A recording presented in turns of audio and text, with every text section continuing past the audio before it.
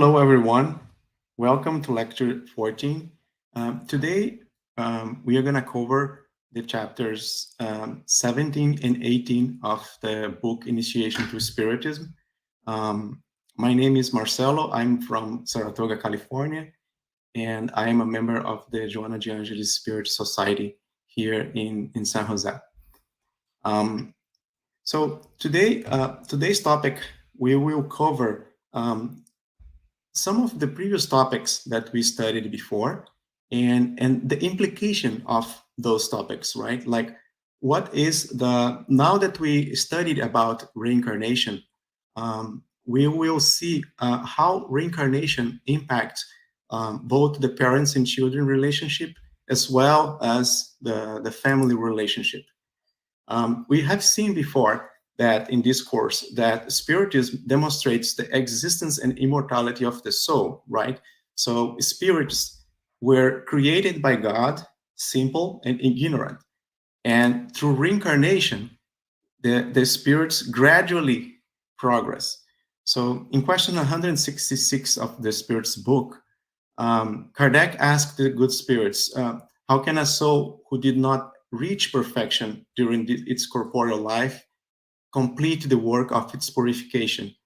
And then the good spirits answered, by submitting to the trial of a new existence.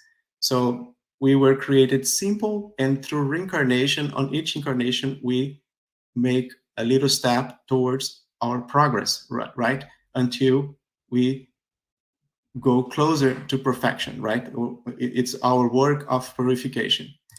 So we also saw that the spirits, they preserve their individuality before, during, and after each incarnation.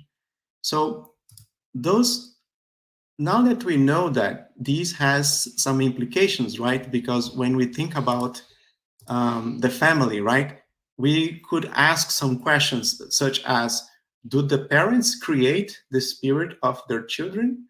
Do parents transmit to their to part of their soul to their children?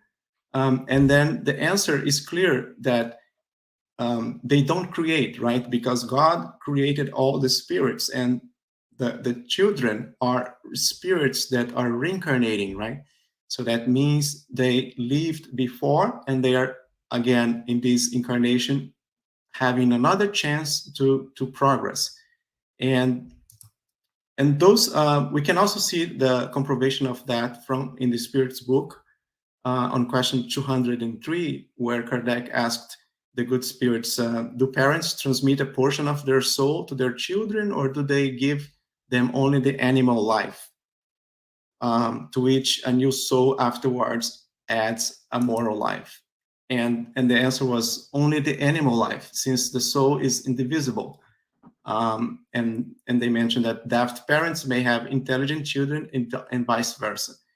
And it's very interesting, the answer, because we can see here that through our family, through the parents, the child, it inherits only the animal life, right? Which is, and through heredity, of course, the spirit will combine and derivate a body which is in accordance with what that spirit needs in this incarnation.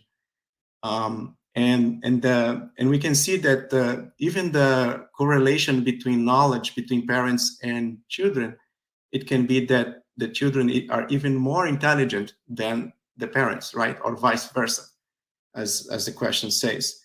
And we can see through that the parents, they don't give part of their soul, right? They basically give the animal life, which is the physical body.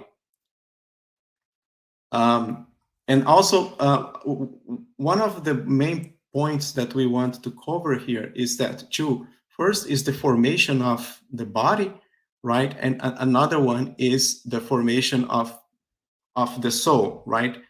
And in question 115, the Kardec asked the good spirits, have some spirits been created good and others evil? And then they say, God created all spirits simple and ignorant. So we can see clearly here that the spirit creation does not happen at the moment of birth, right? So God created them, and they had several incarnations until they reached the point where they are now, and they are incarnating as children, right? God has given each of the spirits a mission, and it's through each incarnation they can progress. So we are spirits created by God. We already existed before we incarnated. We were incarnated, and the spirit of a child, in this case, was created before, and we can see that some people may think that the spirit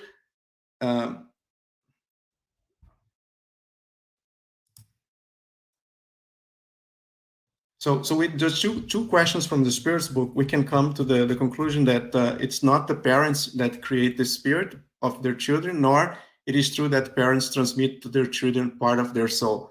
Another point that we want to cover is that the parents do not transmit their own moral achievements to the children, right? And we could ask, is it possible that a good parent will transmit immediately that to their children just by reasons of birth? And the answer is no. So the good parent can have a children that is not very aligned with them. So they can be a very different spirit, which some bad or with some bad behavior, right? And in this case, the parent, of course, can teach them, can use that incarnation as an opportunity to educate, right? So it's through education that they can achieve this improvement in the spirit, not only simply by birth. So on the other hand, the parents, they usually transmit the physical appearance, right, to their children, and that's very noticeable. And as I mentioned, this is through heredity, but not the same for moral likeness. And this is again the reason for this is based on what we also saw before. Is just because both the parent and the children, they have different spirits, right? And it can happen that even the spirit that is being reborn can be even more evolved than the parents, right? So in terms of moral likeness, right? So not only the parent doesn't transmit their own moral immediately by birth, but they can have children that are more elevated in terms of moral progress, right? So what we can conclude from this is that the body proceeds from body, but the spirit does not proceed from spirit. And that's also based on question 207 of the Spirit book.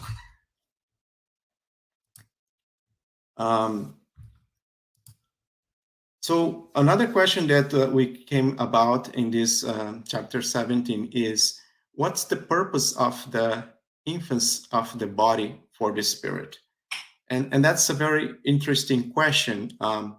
As we know, the family is a work of God, right? So, and God, by His will, He created the family, right? And then, like, father, mother have a child, and the child goes through an infancy, and where the body, it takes some time for that body to reach adulthood, right? And in that period, it has its purposes, right? And we know that the spirit that is reincarnating is a spirit that lived before, so it had some good or bad tendencies that it brings from that previous life. And in this phase of infancy is something that is very important for the spirit, because the spirit at this stage, they can be more accessible to the teachings, right, of the parents. And that's how the parents can transmit their moral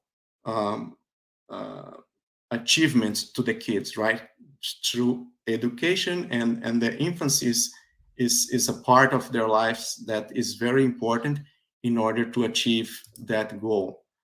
And as the children goes through the stage of physical infancy, the spirit, we can say that during that time, the spirit is kind of resting from some intense activity, and it is more accessible to new ideas or to new impressions. And also another thing that is very important is that the children, there is a dependency, right? So they depend on their parents to do a lot of things, and that dependency creates this love bond, which makes them more accessible through to the education, to the orientation, and so that they can get counseling and leverage the experience of their parents and avoid a lot of things in this life, and so that they can achieve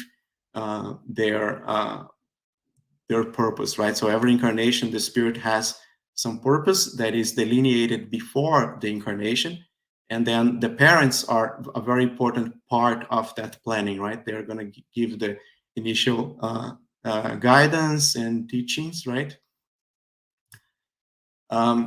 So we can see that the parents, they have a mission to develop the spirit of their children through education. And it's a very, very important mission that everyone, like if it's not well done, there will be some like consequence for the parents, and they will have to go through other existence or even on this existence in order to repair. So, and the parents' mission is to, one, correct any evil tendencies that the children have, right, that they manifest, and also cultivate the good ones. As I mentioned before, the spirit that is born in a child is lived in previous lives, so it will bring some bad tendencies, and the parents, they need to be very aware when those tendencies they manifest, and they can address that as soon as they notice it, right? And that's the work of God, is to always allow this to happen, because the parents, they have such a love for their children, right? And then whenever they notice something that can be harmful for the children, they can start guiding them. And I have kids, and I see that happening quite a lot. And what I can see as well sometimes is that some parents, like when the children are manifesting some of those tendencies, the parent is kind of like not aware, or just don't want to have the trouble of addressing that or to guiding the children, and that can have bad implications for the future, right? So this understanding for us is very crucial, because we start to value more the opportunities that we have whenever we interact with our children. We notice something wrong, because that is the best time that we have to influence them, so that they can change, or so that they can acquire new habits or new ways of thinking or and living, right? And on the other side, the same thing, right? Whenever we notice some good qualities, we want to cultivate that, or even like show, like in terms of how that good quality can help others, right? And then like use that opportunity as well to show that they are capable of, right? And one other point that we cover in this chapter is the idea that the parents may ask, like whenever they know that they are having a child, we can maybe be tempted to think, oh, should the parents ask for the spirit that's going to reincarnate to be a better spirit, a good spirit? And what should we think about that, right? And interestingly enough is that in the Spirit's book, there is also a question that Kardec asked, which is very similar to this thinking, which is, if the parents, it's question 210, if their parents can, through prayer, if they can attract good spirits instead of an imperfect or indwell to the body of their child. And the answer was no. They can, however, improve the spirit of the child to whom they have been given birth and whom has been entrusted to them. This is their duty. Ill-natured children are a trial for the parents. So we can see here that through having a child, the spirit can have any level of evolution, right? It can be a good spirit, or it can be an ill-natured spirit that is reincarnating. And again, the parents, they have a mission, they have a work to do, which is to help that spirit. So even though that spirit may be ill-natured, he will have the opportunity to learn. And sometimes that spirit, which is ill-natured, he asked to have good parents so that they could help them to improve. And again, like, we start to see the influences of reincarnation, right? So it can also be the spirit that is asking, or it can be the case that those parents, they did something that harmed that spirit in a previous life, and they were the ones who asked, let me have that spirit as a child so that I can contribute to the evolution, let me readjust with that spirit because I did something bad in a previous life. So we can see here how the law of reincarnation is a blessing from God, because it allows those things to take place, right? And as the question mentioned, the evil children are a trial, a test for the parents, and so it can be the case that even in these cases that the parent asks, it's still a trial, because that spirit is probably gonna challenge the parents, right? Or it already did in a previous life. But at the same time, the parents, they will have all the support to help, to assist, and to overcome that situation. And there are many ways of getting help. Like the Spiritist Doctrine itself is a good guidance on how the parent can be prepared, or how they can do this job better, right? By understanding the laws of the universe, like the pre-existence of the soul, and also by knowing that any work that we do, it's going to be like a seed, right? The parents do, it's like a seed that will someday grow and will have good results, right? So it's very empowering. It's very, like, it brings a lot of hope, and so that the parents that can persevere in that pursuit.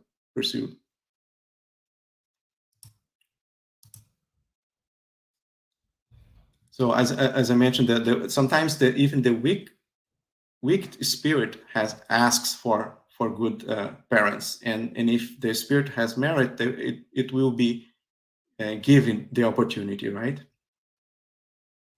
Or it can also be the case that sometimes the spirit is just like reluctant to follow the good path, right? And there are other members of its spiritual family that ask, oh, let me reincarnate and have him as a child, and I'll be the guide.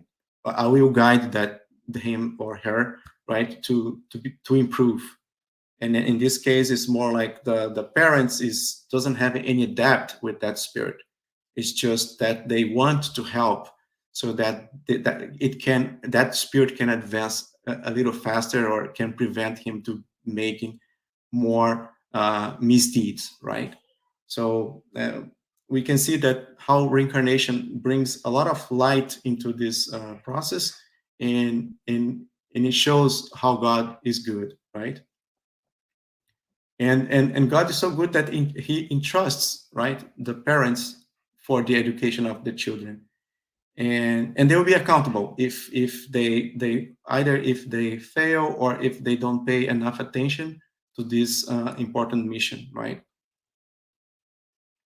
Another point that it's very emphasized in this chapter is we always talk about children and parents relationship, right? But we also have other people that also sometimes get in contact with children, and they have important influence with that child or with that spirit, right? It might be through school or through friendship, right? Or sometimes it's just someone that you sometimes meet on the street, and it may be like casual meet, but if it's a child, the way you treat that child or something that you say, it can inspire that child. So everything that we are talking about here in terms of education from parents, it also applies for other people. And as I mentioned before, uh, in cases of difficulties, even the Spirit Center has some offer some help, some clarification. The Spiritist Doctrine has a lot of knowledge that it can give to the parents to help. And also, the Spirit Center have the moral education of infants and youth, which is teaching the spiritism to children, and also like helping their moral education.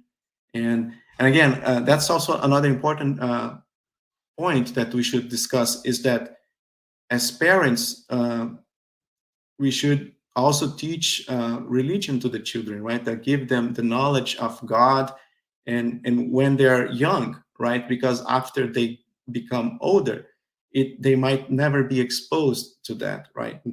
So that the Spirit Center is a good place for the spirits to offer, I mean, to get that knowledge, right? So that those kids that are reincarnated, like let's say my children go to the youth uh, study, right, where they learn about spiritism, about religion, about God, and that's very, very important. And also at home, they get the education from parents, how to, through prayer, right? So the gospel at home, those are important opportunities for parents to influence their children in order to develop the religion, right? And also in their, to help their moral education. Another point that is covered in this chapter is the likeness of character from that exists between or among siblings, right? And even sometimes, especially between twins. Why does that happen, right? So if there are different spirits, we could say that does not necessarily be the case, and why we see that happening. And the answer for that is that those spirits, whenever there is like similarity of character, it's because they are sympathetic spirits, and those spirits, they were attracted by the similarity of their sentiments into that family, or that family itself is the place where they decided to reunite in order to continue their progress, right? So they are sympathetic spirits, and they are very much alike. And also another explanation for this is that they have likeness of character because they were educated by the same parents, right? So we can see in that case that the education also plays a role in that case. And it's interesting when we look at children, how they inherit a lot of the good habits from parents. I've seen that case. Even like very, very simple situations where like you meet some friend and they come and say, hi, how are you? Some kids are very, very educated to every one of them do the same thing. And there are cases where kids don't even talk to you. And that really reflects the parents' education, or like when someone goes out of your house, like some families, they all come and meet and say goodbye. And those are things that the education passes to those children, right? And they are all alike in that sense. But that's not always the case, right? So sometimes spirits that incarnate as twins or as siblings, they may be very different, right? They may have even aversion to each other. And again, the reincarnation here is a source of knowledge or of explanation, because it can be the case that two spirits that are different or that practice something wrong to each other, they have to be reunited as siblings, so that they can repair any misdoing, or so that they can work together in order to overcome any difficulty that they have in the past, right? So the more struggle they have, the more it shows that there was an aversion before. And again, the parents, they are also in charge of like educating those spirits and guiding them and helping them to overcome that. And the life itself, which is going to be a trial, right? Because they are having the opportunity, and according to how they use their free will, they can overcome any difficulties. And on the other hand, they can become friends and even sympathetic spirits, right? So it's very comforting to know that through reincarnation we can address anything that ever happened, right? So God always is merciful and gives us the opportunity to repair, and that's very comforting to know. So they need to be reunited for their mutual progress in the setting of earthly life. So again, we all are created simple and ignorant, and through reincarnation we progress. And even though this incarnation of twins that don't have, or even twins or siblings that don't have sympathy, it's still going to be important for their mutual progress, because if they have a similar need in terms of virtues that they're lacking or that they have to develop, and by being together it will be beneficial for them. And at the end of the chapter 17, we have a passage that talks about conjoined twins, and those are spirits. Those are twins that are born with bodies joined externally, or even sharing certain organs. The question that comes to mind is: are there two spirits there? And the answer is, if they have two heads, and that means there are two spirits, and usually it is the case, right? They have most of the cases, right? It's not always determined, but if there are two heads, then there are two spirits in that case. And reincarnation is also very enlightening to answer why those cases happen. And it's usually, as I mentioned, it's the same thing. It's an opportunity for those spirits to repair. But it's I would say it's a more extreme case, because they are even connected, and sometimes even science is not capable of separating them, and they have to live a life where one is always supporting the other one, right? And they're in constant contact in that incarnation. And then, as I mentioned, this is why this happened. Reincarnation is the explanation, right? Something happened in the previous life. It's very hard to come up with a single explanation, but it's something that happened, that the solution was to have them reincarnating, that like kind of together, right? It's like their per spirit is attached to one another, right? And God is merciful, which is allowing science to make progress. And in many cases, we've seen these days that they can even be separated. And that only happens if the spirits are in a condition to be separated, right? So again, this is a blessing from God, which is like it allowed them to come together, but then like they changed they used well the opportunity, and then they transformed their moral values so that they were separated after. I mean, during this life, right? So, and those are the cases that are successful. So, and that ends the first chapter. On chapter 18, we have a focus more on the family in the light of reincarnation. So we've been talking about parents and children, but again, like it's just like that we kind of broaden the view, right? And we look at the whole family. As we know through the teachings of the spirits, on the spiritual plane, the spirits are gathered in groups or families, where they are intertwined by affection, by sympathy, by similarity of inclinations.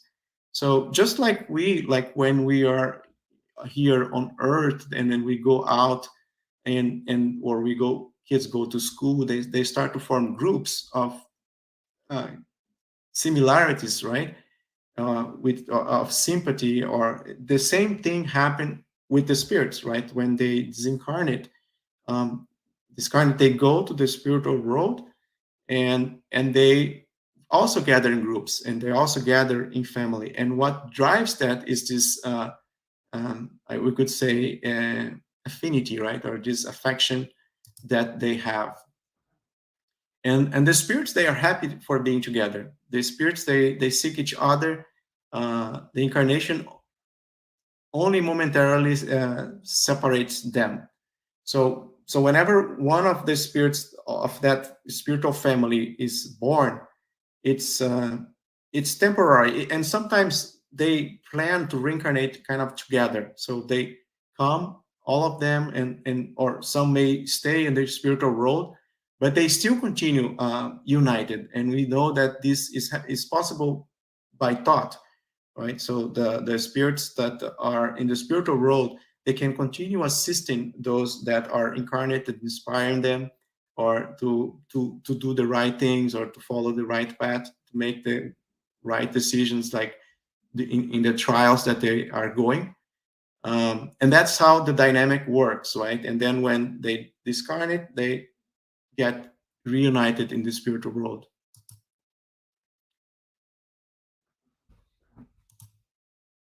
So when we reincarnate on Earth, we form here a material family, which is a family in blood and kinship.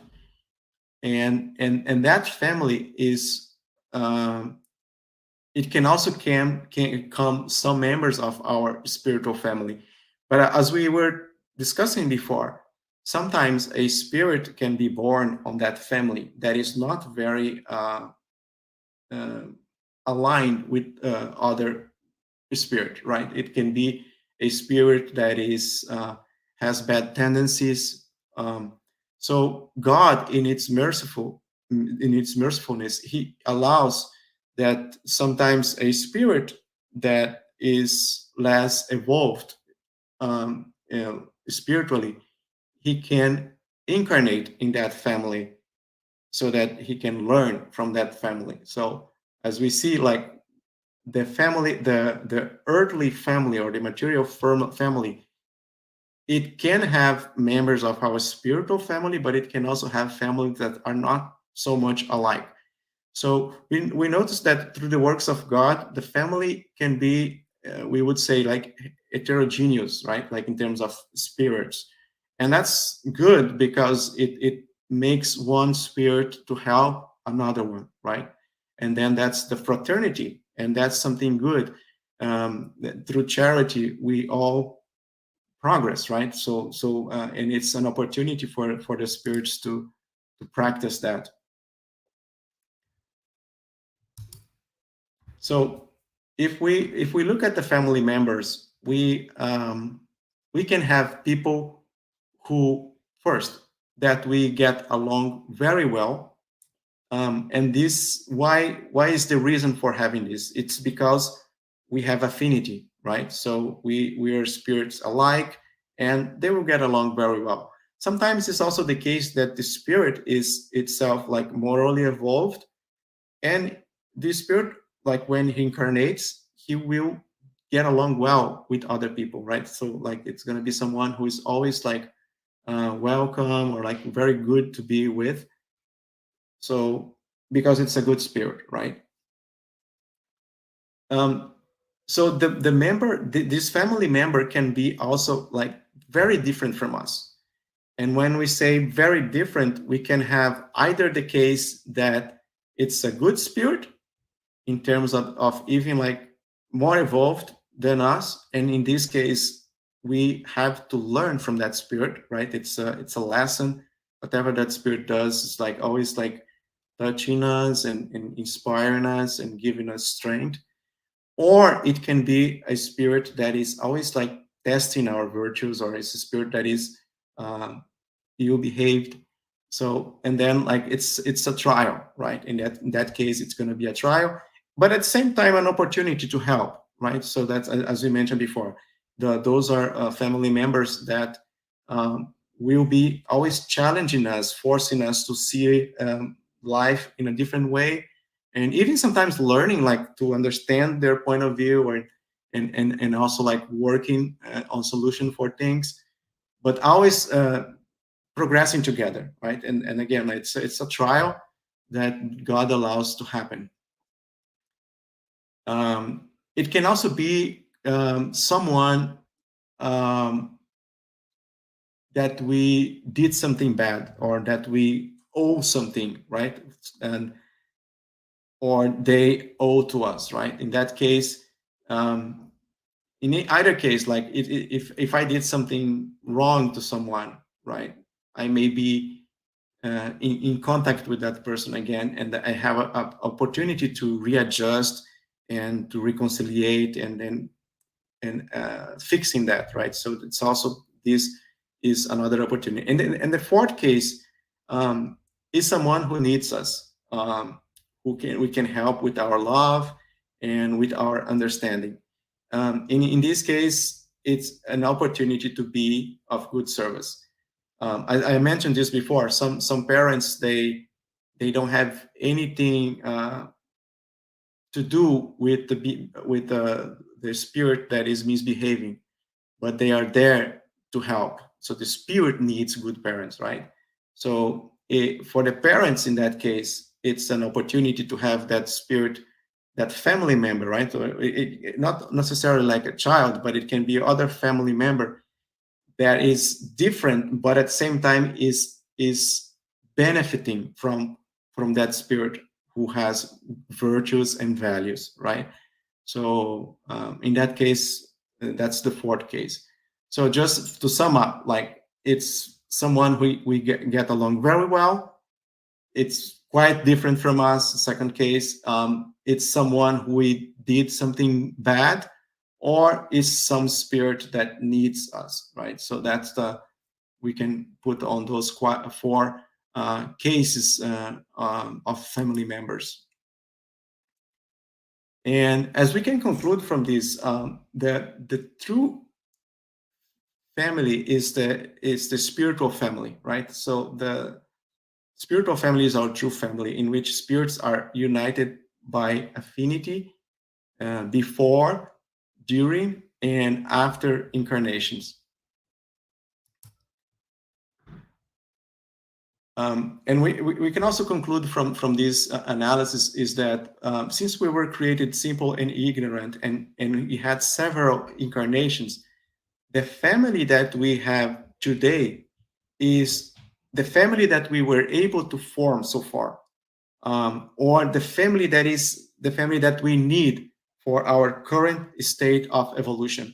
So it will offer us the trials or the expiation that we need to undergo in order to achieve our improvement, right? So, and those, of course, those family members, they are together with that purpose. One point that one could ask is, does the reincarnation destroy the family ties? The ties that true spiritual family are never destroyed by reincarnation. They are, in fact, they are increasingly stronger and tighter. And the reason for that is that it allows a spirit to come back together in another life. So if those spirits are doing like some work of good, or they are like helping each other and they are assisting each other, and they will have an opportunity to be together again, right? So that tie is only gets stronger, and the impact that the spirits that are doing good things will only broaden as more reincarnation they have. We can also think about what would happen if we didn't have reincarnation, right? So the non-reincarnation doctrine, in that case, the spirit, they are created at the same time that the body is formed. So there is no previous links between the spirits, right? And also there is no connection later. So it's the only life you have, or we have in that case, is the existing life. That is very limiting, right? With reincarnation, we can have the cases of even ancestors, or we can be descendants that can come together, right? And we might have known each other, and we might have plans that we haven't finished, and then we're going to conclude in another incarnation, or we move forward on another incarnation. So in terms of progress, it's also very impossible to achieve perfection or a state of happiness in a single incarnation. And in the doctrine of reincarnation, we have several opportunities, and even if there is something wrong that you do, there will be another opportunity. And also you won't be separated forever from loved ones. Like even if you do something really wrong, and then you go to the afterlife, it's not the end. There is always the opportunity to repair and to come back to the good track. And even the good spirits, our family, spiritual family, they may help us, they may intercede for us, so that we can have another opportunity where we will do the work. In question 775, Kardec asked the spirits, what would be the result for the society if family ties were relaxed? And the answer was a magnification of selfishness. So if we don't have like strong family ties, what will happen is that selfishness will dominate, right? So it will magnify, and that's really, really bad. So that's why reincarnation is actually making those ties really strong. And in other words, it's combating the selfishness, right? So it allows the parents or the family members to do some work of charity, of goodness towards other members. There's a passage in the gospel where who is my mother and who are my brothers? This is from the Bible, right? When Jesus he arrived at the house in Capernaum, and they found such a large crowd of people. I mean, Jesus' family, right? They came to that house and they found a lot of people gathered there, and even eating their meal. So this was not common at the time, right? And then they thought that Jesus lost his mind, right? And they went to look for Jesus. And then the word came to Jesus that their family were outside. And then they told Jesus, your mother and brothers are outside calling for you. But he answered them, who is my mother and who are my brothers? And looking at those who were seated around him, he said, these are my mother and my brothers. For whoever does God's will is my brother, my sister, and my mother. So he said, looking at the people close to him, right? So that's a good teaching for us. And Jesus was talking about, in this case, about the difference between the spiritual family and the blood family, right? It's not that he was not in love with his family, that he, no, it's on the other way. He he could not teach love and also say that he doesn't care about his family.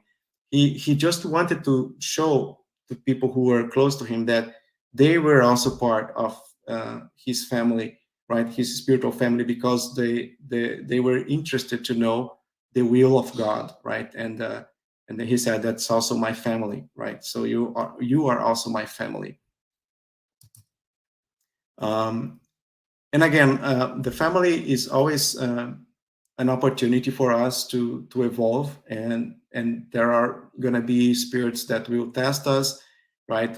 Family members that are difficult, and the guidance that we have from the Spiritist Doctrine, in this case, particularly from Emmanuel, is that we must put patience, love, understanding, devotion, everything into practice, so that we learn how to win in our domestic struggles. So there will be those times, right, that are difficult times, but if we practice those virtues, that will help us to overcome the situation. And Emmanuel also mentioned that our home in this road is our first school. So it's the first school and of rehabilitation. And so, and as a school, we will learn, right? And we also have the opportunity to put in practice all of those teachings of God and also of the gospel. So, and thank you everyone for being the ones who are here with us in the chat. I ask you that you can share the link with your friends, and also that you can put your question, because we're going to have the live Q&A session, right? So any question that you may have, just use the opportunity to ask. And I'll open now for any questions that anyone might have. So there is a question here. How can Spiritism help parents that are having difficulties in furthering the moral education of their children? Again, we mentioned in the beginning, right, that in some cases, the spirit that is born, right, as a child, is someone who is always challenging, right? It's offer like difficulties. And how can Spiritism help in that case? First, we know through the knowledge of reincarnation, it gives us more awareness of the causes for that, right? Because without reincarnation, the parent would think, oh, why I have these children, right? Why my child is so different? Why is it so unwilling to follow what I'm saying, even though it's from my blood, right? And those are not values that I teach, right? Where does that come from, right? So that explanation of reincarnation shows the parents that, oh, it's a spirit, right? And that spirit may have some bad tendencies, and it's not your fault, but you're there to help and to be aware of that, right? So that's very encouraging. And also, I think I'm also a parent, right? Sometimes we feel like, oh, I've been teaching my child, but they continue doing the wrong thing, right? And another thing that is very important and that we received from Spiritism is that we are going to have other lives, right, in the future also, right? We had previous lives, but also we're going to have other lives in the future. And any teaching is like a seed. It might not grow in this life, but it will grow someday. And that's very consoling, right? Because the parent knows, okay, I'm doing my work, right? I'm giving the teachings, but the spirit also has the free will, and the free will is something that we can never overcome, right? Like as I mentioned in the lecture, the infancy is the time that is the spirit is more acceptable, right? Because the spirit is not fully united with that body yet, right? It's more like dependent on the parents, and it's a good opportunity for the parents to teach, right? And then we start to value more that, right? Because this knowledge is, we know from Spiritism here that the spirit is more accessible. So there are different ways that the Spiritist Doctrine can help. And of course, through prayer, Another thing that the parents can do with their children is that if they're really reluctant to change in some ways, talk to the children when they're sleeping, right? Quietly talk to them, because they are spirit, right? So when they're sleeping, their spirit is still can hear, and that's it's a good tool that we can use to like try to persuade the spirits to follow that guideline, which is going to be good for them, right? It's going to be good for the society as a general, because whenever we do something good, that impacts everybody around us, right? So that's also another tool. And we have prayer, and we have the gospel at home, and we have the Spiritist Center also has the youth activities where the children can help to learn more. And even there's the parents study groups where parents can have more orientation on that aspect. I hope I addressed the question. And do we have any other questions? Okay, second question. What happens to parents that abandon their families in the current existence and fail to fulfill their mission? Again, reincarnation is a blessing, right? And helps us to understand this. So if the parents, for some reason, or one parent abandon their duty, or like they abandon their family, and we have, unfortunately, we have cases like that, right? Like some child are just like don't have a father or a mother, which is more difficult, but also happens. They are just abandoning the opportunity, and also like they're going to be responsible for that, because that spirit, it had some need to be with that parent, right? And as I said, like the both father and mother, well, like will have their work to do, right? So both parents will be important to that child. And again, through the laws of reincarnation, we know that that spirit, it's in fault, but the spirit will have another opportunity in another existence to address that. But again, it's always a postponement, and also the situation might be not as good as it is today. Joanna de Angelis used to say that, right? So how much sometimes we think that the situation is challenging, but if we postpone, right, like here, like in any problem that we have, if we postpone that, it might be even harder in the future, right? So we are always in the condition to address any issues that we have in this life. So God is merciful. He has given us the tools and the means to overcome any situation, right? So even in that case, that parent will have his opportunity or her opportunity in another life. So it's very consoling to know that.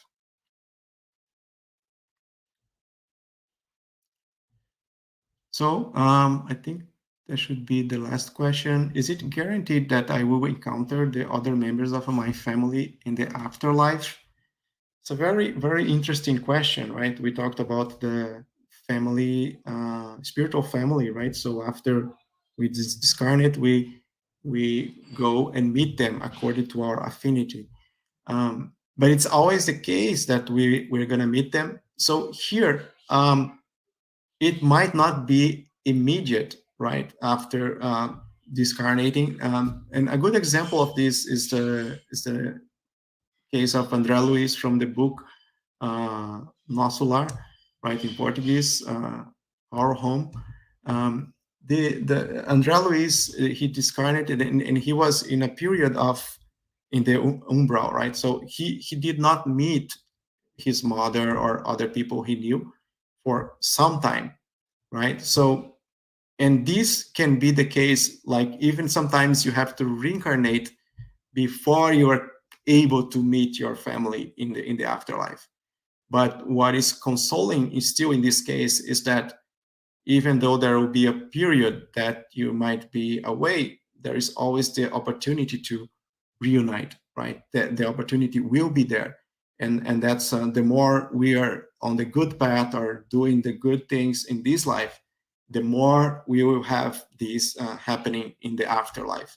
Because the only way we are going to be separated from our loved ones is that if we somehow committed something that is very put us in a state that we cannot be with them, right? So we have to undergo some other path before we get to them, right? But again, God is merciful, and God will give us the opportunity, and also the good spirits, our family members, they will intercede for us. And that's what also happened to André Luiz, right? His mother was always trying to help him through other spirits, until the time he actually like felt God on his heart, he was able to be assisted, and then he started the recovery process, and then he was able to even meet his mother, right? So it's a very good book, and it exemplifies well this what we studied today. And yeah, I hope I answered the question, and I think our time is over. And thank you everyone for coming, and yeah, I hope you enjoyed the lecture.